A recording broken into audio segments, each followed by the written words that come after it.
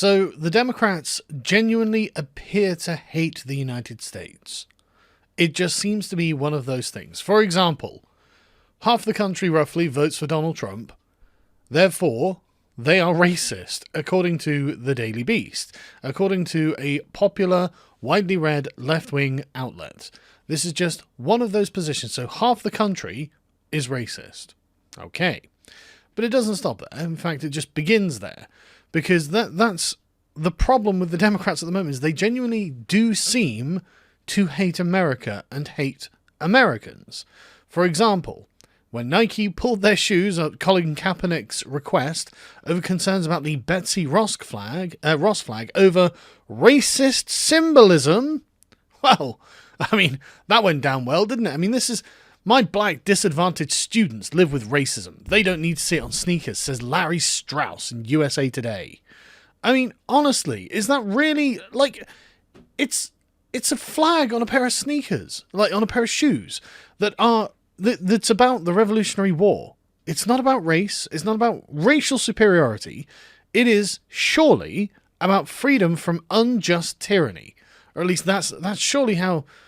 The most sensible way to portray it, I would say, right? I wouldn't say that is in any way connected to race. But what do I know, right? So let's just skip to the end of this. Let's see exactly how they frame it, right? If racism were an extinct social artifact, then it might be easier to quietly acknowledge it alongside the accomplishments of our democracies embodied together in the flag Betsy Ross sewed to represent the birth of a profoundly flawed nation. You see what I mean? Like, no nation is anything else other than profoundly flawed, but the fact that that's all you can say about the United States in regards to this is pretty shocking. It just goes to show you really don't like your country. The racism lingers, and right now we're going through a period of renewed and intensified animosities. Only from the left. The Republicans are against racism. They don't like it. There's a reason that they were the ones who were arguing against slavery. There is a reason that Lincoln was a Republican. There is a reason that the first black senator was a Republican. It was the fucking Democrats who were obsessed with race, but in favour of white people, and now they're obsessed with race in favour of black people. The Republicans don't really want to talk about race. I've spoken to many, many Republicans at this point. Like, you know, of all races, by the way, of all colours and creeds, and they generally are like, well, we just don't care. It just doesn't factor into our thinking when we evaluate anything that we come across. However, with the Democrats, everything's about race. It factors into absolutely everything. You can't even put a revolutionary flag against the tyranny of a monarch on a pair of shoes from 300 years ago because that's racist too. Fucking, it's genuinely insane that the Democrats would, at this point, say, well, hang on, we don't hate America, which is obviously what I'm talking about, the squad, which I'll do another thing on after this, because there's too much to go through in just one video, right? If we have to shell some shoes, put away old flags, and get rid of a few statues and change some holidays in order to recognise everyone's humanity, then that's still the price a flawed nation ought to be willing to pay. Right, so... So, fuck your history, fuck your flag, fuck your statues of your heroes, and fuck your national holidays. Right, okay, that's pretty America-hating. If I went to another country, any other country, and said, you know what, your flag, your statues, your holiday, get rid of them all. People would be like, well, hang on, that's what makes our nation what it is. That sounds like anti-us. Why are you doing this? Right? And, obviously, there are Democrats who agree. There are Democrats who say, well, what are you doing? What the hell are you doing? We are not just going to give the Betsy Ross flag to the racists, are we? Are we going to do that? That seems really weird. And people like Joe Scarborough, I mean, the MSNBC host, the influential commentator, left-wing commentator, Joe Scarborough, absolutely chews the Democrats out for this. Just get to his tweets. The Betsy Ross flag is now a symbol of white nationalism, slavery, not defiance against a distant monarchy. Really, Nike. PC madness is accelerating just in time for 2020. Trump feeds on your reflexive wokeness. Great job, everyone. Totally true. Democratic candidates, you now support universal healthcare for illegal immigrants, making illegally crossing America's borders legal, and a return to forced busing. Do you now also support the banning of the Betsy Ross flag? Excuse me, from public places? Why not? It's a racist flag. What's the argument to not get rid of it entirely? It's basically the Confederate flag at this point, isn't it? What's the difference? Let me disabuse woke Democrats of the nation. I expect them to of the notion that I expect them to readjust their beliefs and strategies to suit former Republicans. I don't, but I do want them to refrain from blowing themselves up politically and re-electing Trump. Well, I can see why he's concerned about that, because it really looks like they fucking hate your country and hate Americans in general. They like foreigners. They love foreigners. Like, bring all the foreigners in, give them more, make the Americans pay for the healthcare of the foreigners. Brilliant. But you'll and lose another election to Trump that you should have won. Start by continuing to fight those who want him beaten just as badly. Stop setting yourself on fire. Just beat Trump. Good luck, Joe. Just good luck, right?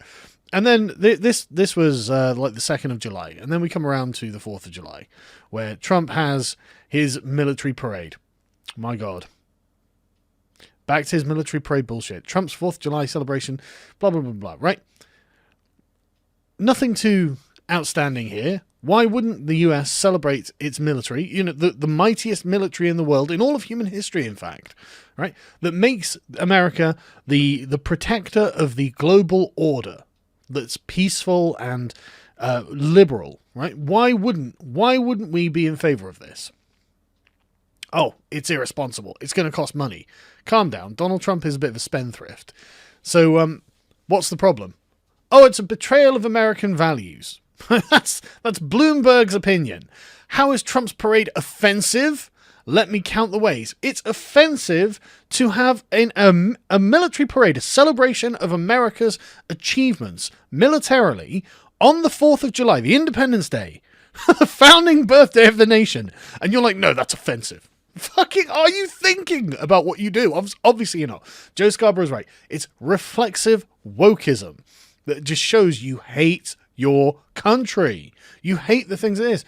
And, oh, no, wait, this is all about Donald Trump, Donald Trump, Donald Trump. Look at the man. Look at him. Just look at him, right? When he hugged that flag, I said at the time, people are going to say that's a silly picture. It looks stupid, blah, blah, blah, blah. It's just childish, whatever, right? But it's actually fucking genius. Trump hugging the American flag. Like, he loves it, right? There is... You can't buy optics like that. Do you understand? Right? Everything the Democrats say puts them in the camp of we hate America, and Trump's just there hugging the flag with a smile on his face. And then you're like, oh, this is all about Donald Trump. No, it's not. It's obviously not about Donald Trump. But it is.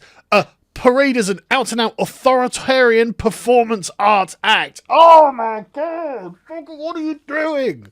What are you doing? These are your men and women in uniform. They vow to uphold your constitution in the face of enemies foreign and domestic. And I'm not even an American. What are you doing? Literally, Charles Pierce here claims that it's basically, what was the exact term he used? It was amazing. This is out and out Banana Republic authoritarian performance art. No, it's not. It's absolutely not. What is wrong with you? What is wrong with you, right? This is a taxpayer-funded, self-promoting campaign wankfest. Or, as Donald Trump describes it, it would be great for the spirit. In fact, he says, I think it would be great for the spirit. The military loves it. They love the idea. It would have a lot of plane flyovers. I think it would be great for the spirit of the country, you know? We have a great country. We should be celebrating our country. So we'll see if we can do it at a reasonable cost. That's the most perfect Trumpian summary of how he feels about this. Trump is the fucking president, right? He doesn't need to do this to raise his profile. He is the most high-profile person on earth. He's doing this, and he keeps saying it. He keeps demonstrating it when he's hugging the flag. He loves America. He loves that country. He's doing it because he wants to bring the sort of spirit of America back. That's not a bad thing in my view. That's a bloody good thing, in fact. I think that bringing the spirit of America back is probably a good thing, right? And then on the other side, you've got people like Ilhan Omar, who sits there and makes jokes about like the tone of voice. And the reason I bring this up is obviously the recent Twitter kerfuffle with the Squad and Donald Trump, where he's just calling them out for hating America, right? And it's obvious that they do. It's absolutely obvious they do. She jokes about the tone of voice when one of her professors said Al-Qaeda. She was like, "Ooh, Al-Qaeda, like it's scary." Did you miss 9/11?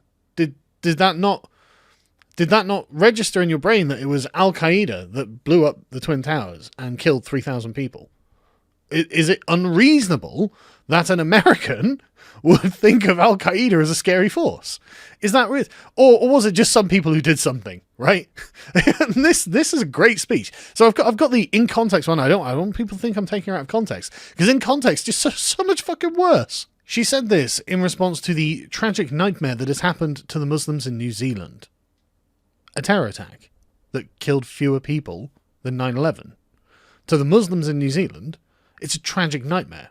But when it comes to Americans who are attacked by Muslim terrorists, she says CARE was founded after 9/11 because they recognised that some people did something and that all of us are starting to lose access to our civil liberties. What, you mean like the New Zealanders, who are losing access to their civil liberties? They're losing their freedom of speech, they're losing their gun rights, all because a foreigner, an Australian, came to their country and shot some people. But those people you care about, the Americans who died in 9/11, you don't care about. And just to be clear, CARE was founded in 1994. It wasn't founded because of 9/11. You liar. But the thing is, this, again, I keep going back to this, it just goes to show that she doesn't care about Americans. She doesn't seem to like the United States itself. And when asked to denounce Al-Qaeda and Islamic terrorism at the squad's press conference, she was like, "I'm not going to dignify that with an answer." I think you probably should, because it really is in doubt as to whether you actually do denounce these things. You seem to think it's funny that people react negatively to Al-Qaeda, and you seem to think that 9/11 was just some people doing something. However, when a bunch of Muslims are killed by a white supremacist, you're like, oh, the tragedy, the horror of them, like, you're empathetic towards them. You're not empathetic towards the Americans. That's why people think that you hate this country. I say this country, that country. I'm not in America, but I do feel, obviously, a great deal of kinship there. And this is why, like, the former NYPD commissioner thinks that she's infatuated with Al-Qaeda. But when it comes to protecting the borders of the United States, which, again, any American should want to do, which is why the centrist Democrats are like, why are you bringing in and offering sanctuary for people who have broken the law? She calls it racist and sinful. How? How can a wall be racist? Like, does it allow white people to merge through at any point, but stops the brown people because Donald Trump has programmed it to be? What? Obviously, it's not racist. Obviously, it's not racist, right? But you're complaining, oh, there's terrible tragedy, there's overcrowding, people haven't got food or toothpaste at the border. Okay, well, let's give them $4.5 billion to fund this thing. No, I'm voting against that. That's wrong. I don't want these people to get help. They're there already. They could use that money for these things. I mean, it passed anyway, thank goodness. But her and Alexandria Ocasio-Cortez voted against it. It's like, look, that would actually measurably make the lives of these illegal immigrants better. And you voted against it. Unreal. Unfucking real, right? But then, obviously, we come to the raising of the upside-down bloodied American flag and the Mexican flag at an ICE facility. No one says anything. None of the Democrats are like, well, you shouldn't be raising foreign flags on US soil. I mean, again, that seems treasonous and seems nationalistic against the United States and in favor of another nation, Mexico. None of the Democrats say anything. They're just completely okay with it. That's fine. In fact, we're in favor of ICE. We're going to support the terrorist. We're going to pray for his soul, blah, blah, blah, blah, right? You really seem to hate the United States. It just, in the past couple of weeks, there have just been a cavalcade of examples of why it looks like the Democrats genuinely hate America. And that's why, and it seems to be led by the squad, the four very progressive women of color who, again, do nothing but hark on about how much they despise what the United States is. Like the things that it does, the way it operates, its history. It's all bad, according to them. There is nothing redeemable about it. And people wonder why Donald Trump has such easy wins by just saying, well, these people hate America. Yeah, it seems self-evident.